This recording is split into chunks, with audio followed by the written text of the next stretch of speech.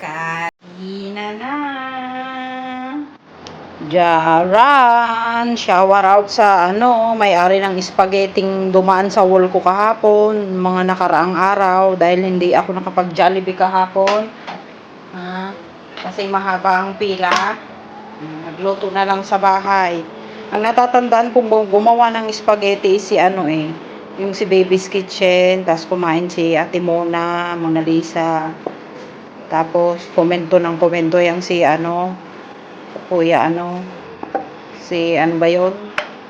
Kuya Ricky ba yun? Si Kuya Ricky. Ito kuya, ito na yung spaghetti ko. Okay, nakapagluto na ako. Pero to hindi to Filipino style. Kasi yung sauce ko, Italian style. Tapos, pag-garnish kaunti ng mushroom. Yan. Tapos, lagyan ko ng cheese. Para medyo may lasa-lasa. Yan, yung cheese kong nagkadikit-dikit. Kaya hindi ko nag-grenade. Hiniwa-hiwa na lang. Tapos, syempre, sakugan natin ng sausage. Sino ka dyan? Yan na yung spaghetti ni Kulasa. Kainan na. Kainan na.